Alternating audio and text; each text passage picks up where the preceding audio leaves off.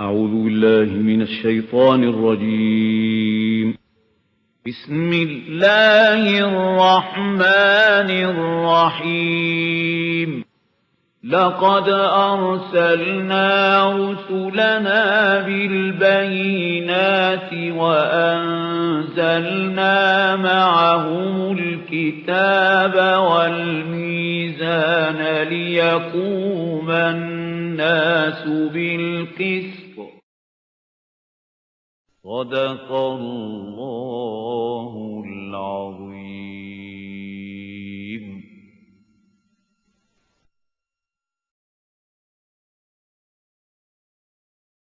من الشيطان الرجيم. بسم الله الرحمن الرحيم. حاميم والكتاب المبين إنا جعلناه قرآنا عربيا لعلكم تعقلون وإنه في الكتاب لدينا لعلي حكيم. وقال تبارك وتعالى كما ورد في سورة الواقعة إنه لقرآن كريم في كتاب مكنون لا يمسه إلا المطهرون تنزيل من رب العالمين. وقال عز وجل كما ورد في سورة القيامة لا تحرك به لسانك لتعجل به إن علينا جمعه وقرآنه فإذا قرأناه فاتبع قرآنه ثم إن علينا بيانه. صدق الله العظيم. رب اشرح لي صدري ويسر لي أمري واحلل عقدة من لساني يفقهوا قولي. اللهم ربنا ألهمنا رشدنا واعذنا من شرور أنفسنا. اللهم أرنا الحق حقا وارزقنا اتباعه وأرنا الباطل باطلا وارزقنا اجتنابه. اللهم وفقنا لما تحب وترضى. آمين يا رب العالمين.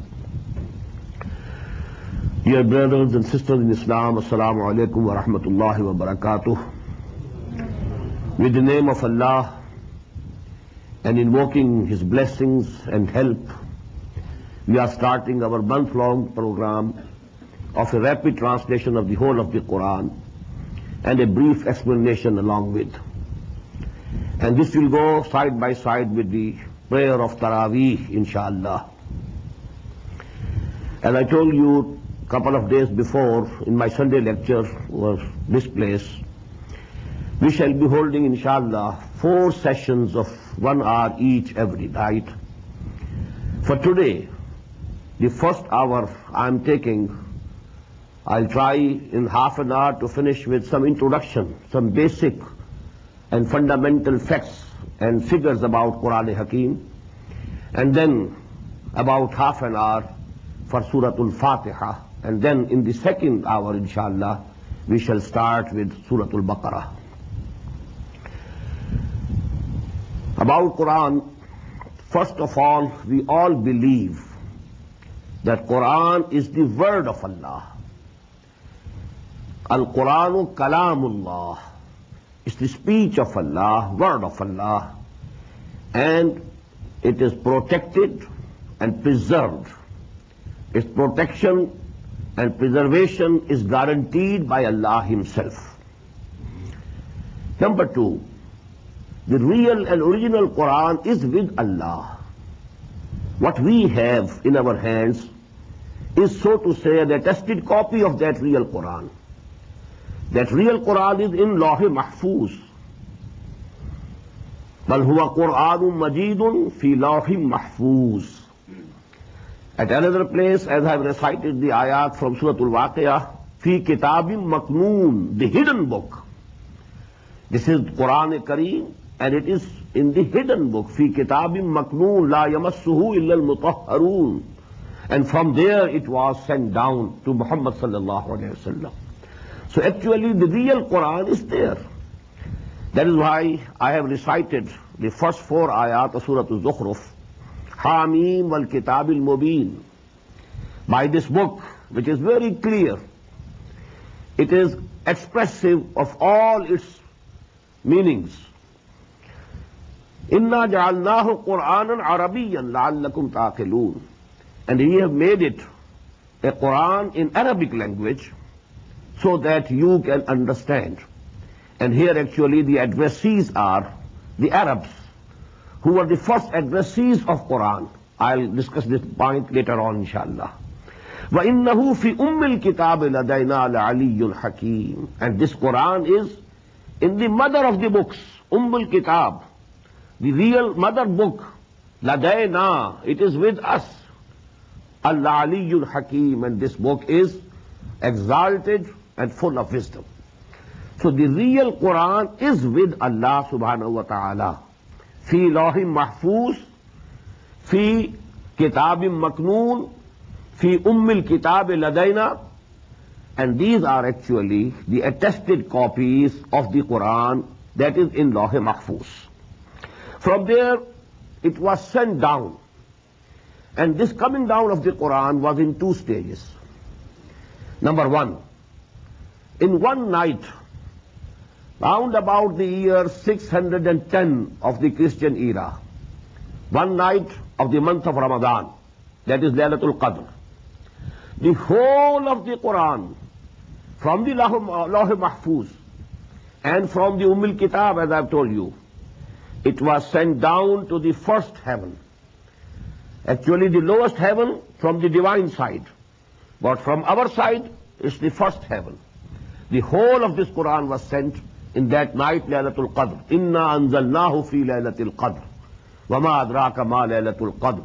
Laylatul Qadr khayrun min alfi shahr. تنزل الملائكة والروح فيها بإذن ربهم من كل أمر سلام هي حتى مطلع الفجر. And this Laylatul Qadr was in the month of Ramadan.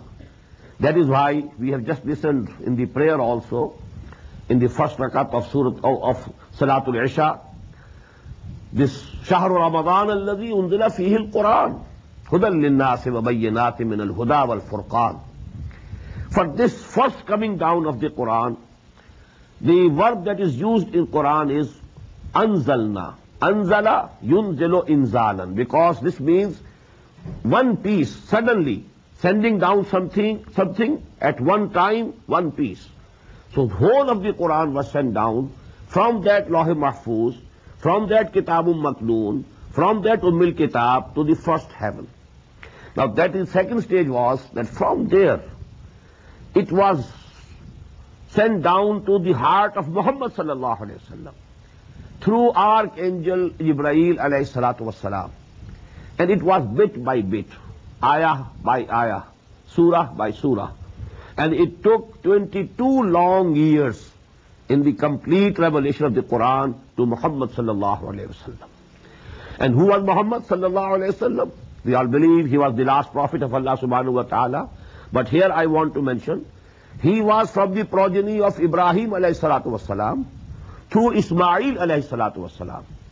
And you know his tribe Quraysh, that belonged to the progeny of Ibrahim and Ismail alayhi salatu wassalam. And they were settled, you know, being Ummul Qura, that is Makkah al-Mukarramah. So there actually, that is the place where Muhammad sallallahu alaihi wasallam was born in the year 571 of Christian era. And when he was round about 40 years, this revelation started to him in Ghar-e Hira, in the cave of Hira. And that was the year 610, as far as we can assess and we can know. Now during these 22 years of the revelation of Quran, for about 12 years Muhammad sallallahu alayhi wasallam stayed at Makkah. So the amount of Quran that was revealed during this period is called the Makki Quran, the surahs, Makki surahs, and it is round about 2/3 of the whole of the Quran. Then he migrated in the year 622 to Medina Munawwara, and from thence till his death in 632, that is 10 years he stayed at Medina. But during these 10 years he was making journeys for battles also. For you know Battle of Badr. Then he had to go even to Tabuk, that is near the border of Syria. He had to go to different parts of the Arabian desert. So actually during this whole period of 10 years, the surahs and ayat of Quran which were revealed to him, sallallahu alayhi wasallam, they are called the Madani surahs. although all of them were not revealed at Medina properly. Some of them were revealed in different places where he was on journey.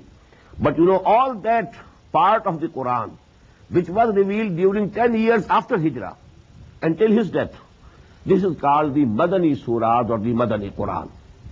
Now this division between Madani and Makki Surahs of Quran is nearly agreed upon. About most of the surahs it is agreed upon whether it is Makki or Madani. But there are slight differences of opinion about a few surahs and then about a certain ayat also. There are examples that some ayat were revealed at Makkah, but they are included in the Madani surahs. Or some ayat were revealed at Medina, but they are included in the Makki surahs. But as I told you, by and large, it is agreed upon between all the Muslims and scholars that this is a Makki surah and this is a Madani surah. An example of an important exception is Suratul Hajj. According to some people, it is Makki. According to others, it is Madani. And as far as I have been able to understand, part of it is Madani, part of it is Makki. And some ayat, I found it later on, that it was the opinion of Hazrat Abdullah ibn Abbas radiyallahu ta'ala anhuma, that some ayat were revealed during the journey that Muhammad sallallahu alaihi wasallam undertook during his hijrah, when he was going from Makkah to Medina. During this period, those ayat were revealed. So this surah, so to say we can call, it is somewhere between Madani and Makki, Suratul Hajj. About the rest of the surahs, as I have told you, nearly there is consensus, there is agreement of opinion about whether they are Makkis or Madanis. Now fifth point is, who were the addressees of the Quran? Whom Quran addressed? I want to divide this into two parts. The first and foremost addressees of the Quran, they were the pagan Arabs, who were the progeny of Ibrahim and Ismail alayhi salatu wassalam. And Quran gives them the title of Ummiyin, because they didn't have any book. There was no prophet sent to this progeny of Ibrahim after Ismail alayhi salatu wassalam. So these people, you know, they were unlettered one.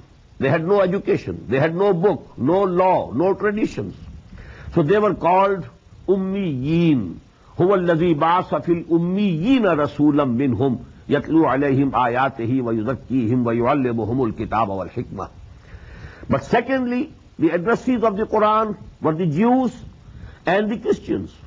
So to say, they were the former Muslim Ummah. They were the Ummah of Hazrat Musa alayhi salatu wasalam. They were people of the book. All of them believed in Torah. And the Jews, you know, although they didn't believe in Injil, but they did believe in Torah, in the Old Testament, and all the scriptures of the prophets.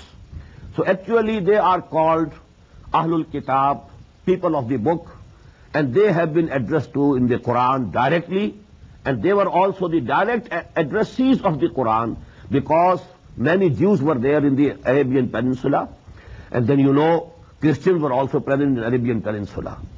To these people, Quran addresses primarily. But secondarily, whole of humanity is the addressee of the Quran. All the people, all human beings who were present in this world at the time of Muhammad sallallahu alaihi wasallam, Quran addressed them also, Ya ayyuhan nas, O people at large, O Ya bani Adam, O progeny of Adam. So actually the whole of humanity was being addressed. And not only those people who were present at the time of the advent of Muhammad sallallahu alaihi wasallam, but also all human beings who had to come to this world till the end of this world, till the doomsday. But they are being addressed, and they are the addressees. We may say they are by proxy. To them this message has to be given and communicated by the Ummah of Muhammad sallallahu alaihi wasallam.